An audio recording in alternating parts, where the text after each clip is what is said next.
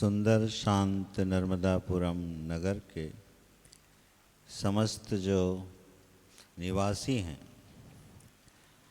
मैं उनका ये सौभाग्य मानता हूँ कि यहाँ पर चातुर्मास के लिए हमारे सखा परिव्राजक संत श्री निर्मलपुरी जी महाराज ने ये स्थान चयन किया। हमारी सनातन वैदिक संस्कृति की जो प्राचीन परंपराएं हैं, उन परंपराओं में चातुर्मास की एक विशिष्ट परंपरा रही है और परिव्राजक संत इन 4 महीनों के लिए जिस नगर या ग्राम में अपना डेरा डाल देते थे, वो ग्रामवासी अपने को धन्य मानते थे, क्योंकि उन 4 महीनों में उन्हें परमात्मा के उस दिव्य ज्ञान का, अपनी संस्कृति का, जीवन के कल्याण का मार्गदर्शन प्राप्त होता था। तो यह सौभाग्य आप सभी को प्राप्त हुआ, भगवान की बहुत कृपा है।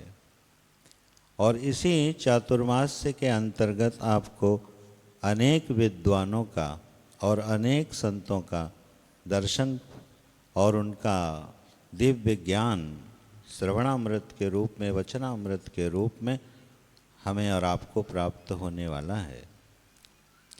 इसी क्रम में आप लोगों ने अभी पूर्व के दिवसों में ये बड़ी सुंदर दिव्य राम कथा का श्रवण किया और कर रहे हैं। हमारे प्रिय दशरथ शर्मा भाई जी जो मंसूर से हैं, जिन्होंने बड़े मधुर कंठ से और भावमयी राम कथा का श्रवण करवाया, तो बहुत अनुग्रह है कि भगवान अपनी दिव्य वाणी को जिस मुख से अभिव्यक्त करते हैं, वह शरीर व वाणी धन्य होती है, वंदनीय होती है, पूज्यनीय होती है। तो सभी का बहुत धन्यवाद।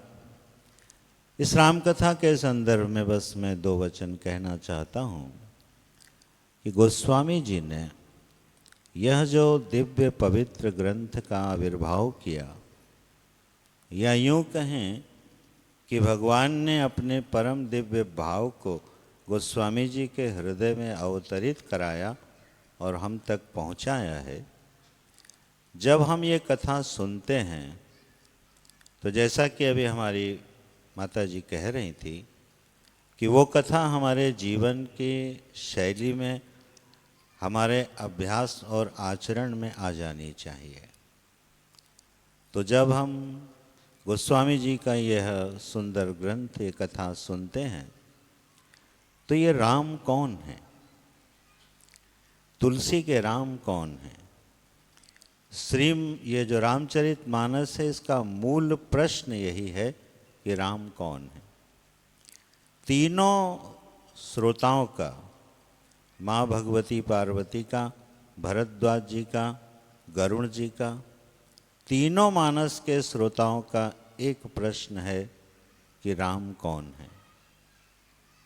तो ये रामचरितमानस जब हम सुनते हैं, तो हमें अपने राम ढूंढ लेने चाहिए। और इसमें जानकी जी के राम हैं, भरत जी के राम हैं, शबरी के राम हैं, लक्ष्मण के राम हैं, हनुमान जी के राम हैं, कौशल्या जी के राम हैं, दशरथ जी के राम हैं। इन सब के राम अलग अलग हैं। प्रभु श्री राम एक हैं आत्म रूप से, लेकिन भाव रूप से अनेक हैं। तो जाकी रही भावना जैसी, प्रभु मूरत देखी है तिन्ह तैसी। भगवान कैसे दिखते हैं यज्ञशाला में? बोले जिसकी जैसी भावना है। तो हमारे राम इसमें कौन से हैं? अगर हम ये चयन कर लें, तो हमारा जीवन भक्तिमय, ज्ञानमय, सदाचारमय हो जाएगा। और ध्यान रखिएगा, सबके राम अलग होंगे। शबरी के राम शबरी के होंगे और हनुमान जी के राम हनुमान जी के होंगे। तो जितने पात्र हैं रामचरितमानस में, उनमें से जिनके राम हमारे हृदय के सबसे नज़दीक हो, उन पात्र का अनुकरण करना चाहिए। भरत जी के राम कौन हैं? भरत जी दास हैं, प्रभु राम उनके स्वामी हैं। तो अगर राम हमारे स्वामी हैं तो हमारा जीवन भरत जी जैसा होना चाहिए। जो दासत्व है, जो समर्पण है, वो भरत जी के जैसा होगा तो हमारे राम भरत जी जैसे हो जाएंगे। हमारे राम हनुमान जी के जैसे हैं। तो हनुमान तेहि परसा कर पुनि कीन्ह प्रणाम, राम काजु कीन्हे बिना मोहि कहाँ विश्राम। ये हनुमान जी के राम हैं। निष्काम सेवा के मूर्तिमान स्वरूप हमारे हनुमान जी। समस्त कामनाओं से शून्य, निरंतर प्रभु के सुख के लिए, प्रभु के आनंद के लिए अपने एक एक क्षण को बिताने वाले हनुमान जी का सुंदर दिव्य चरित्र गोस्वामी जी ने प्रकट किया है। तो अगर हम भगवान के सेवक हैं तो हमारे आदर्श हनुमान जी हैं। तो हमको हनुमान जी का चरित्र विशेषतः श्रवण करना चाहिए और अपने आप को हनुमान जी के गुणों से प्रार्थना करते हुए अपने जीवन में, आचरण में आना चाहिए। ये चुनना चाहिए कि हमारे राम कौन हैं और शबरी के राम कौन हैं। आप ध्यान देना, सबके राम और उनके पात्र बड़े अलग अलग हैं। शबरी के राम कौन हैं? प्रतीक्षा की मूर्तिमान, भगवत चिंतन में डूबी हुई, अपने गुरु के एक वचन का पालन करती हुई, जीवन भर अपलक नेत्रों से प्रभु श्री राम की प्रतीक्षा करने वाली शबरी, उसके राम अलग हैं। और ध्यान देना, सबको अलग अलग फल मिला है। जिसके जैसे राम हैं उसको वैसा जीवन मिला है। तो हम में जब भी मानस हम सुने तो हमको ये देखना चाहिए कि हम किस पात्र के नज़दीक अपने को पाते हैं और अपने राम को चुन लेना चाहिए। सुग्रीव के राम भी चुन सकते हो आप, विभीषण के राम भी चुन सकते हो, पर कृपा करना रावण और खरदूषण के राम मत चुनना, नहीं वहाँ गड़बड़ हो जाएगी। हाँ, रावण के भी राम हैं, खरदूषण के भी राम हैं, शूर्पणखा के भी राम हैं, उनके राम अलग हैं और वहाँ राम का रूप बिल्कुल अलग प्रकट हुआ है। सुग्रीव के राम कैसे हैं? अब प्रभु कृपा करो यही भांति, सब तजी भजन करो दिन राति।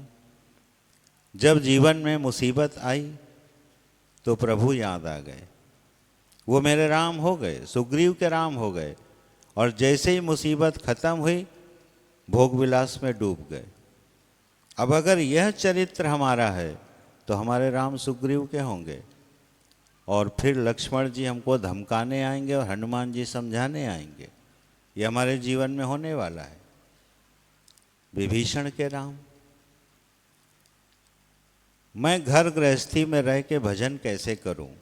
मेरा मन तो करता है मैं प्रभु का चिंतन करूं, लेकिन इस संसार के मायाजाल और घर गृहस्थी के बंधनों में मैं चिंतन कैसे करूं, प्रभु का स्मरण कैसे करूं?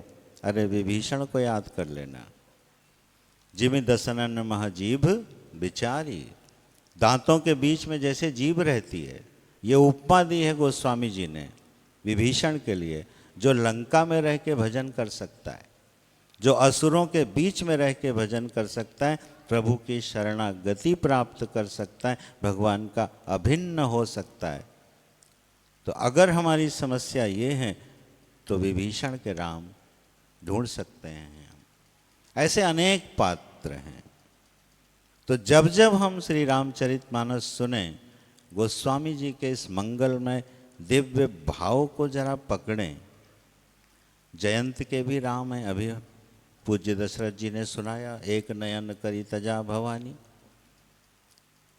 तो वह राम को चुनना ये हमारा काम है और राम जी का उस रूप में प्रकट होना ये प्रभु जी का काम है। ठीक है। सो जानहि जेहु देह जनाई, जानत तुम्हें हुई जाई। मूल प्रश्न जो मानस का है मैं पुनः दोहरा रहा हूं, मूल प्रश्न मानस का है कि राम कौन है, और अगर वो हम पहचान लें तो उसका अंतिम परिणाम जो होगा, गोस्वामी जी ने जो प्रकट किया है, पूरी मानस लिखने के बाद जो उन्होंने अंतिम दोहा लिखा है कि कामी ही नारी प्यारी जिमी, लोभी है प्रिय जिमी दाम, तिमि रघुनाथ निरंतर, प्रिय लागहु मोहि राम। ये कौन से राम है पता है? ये गोस्वामी जी के राम हैं, जिनका नाम मैं आखिरी में लेना चाहता हूँ। सारे पात्रों के राम का परिचय है, और गोस्वामी जी के जो राम हैं वो बड़े मनोहर और मधुर हैं। मोहि दीन प्यारे, शरणागति के घाट से कथा प्रकट करने वाले गोस्वामी जी के राम बड़े दिव्य हैं। मैं पापी कुटिल कामी खल, प्रभु आपकी शरण में भी आने लायक मैं नहीं हूँ, लेकिन ये तो आपकी कृपा है कि आपने तुलसी को तुलसीदास बना दिया। ठीक है, राम के नाम की महिमा कि दर दर भटकने वाला एक बालक, अनाथ बालक, आज सबका पूजनीय हो गया। तो जो दीनता की अनुभूति है प्रभु के सामने, शरणागति की जो अनुभूति है, अगर ये सीखनी है तो हमारे राम गोस्वामी जी के राम हो गए।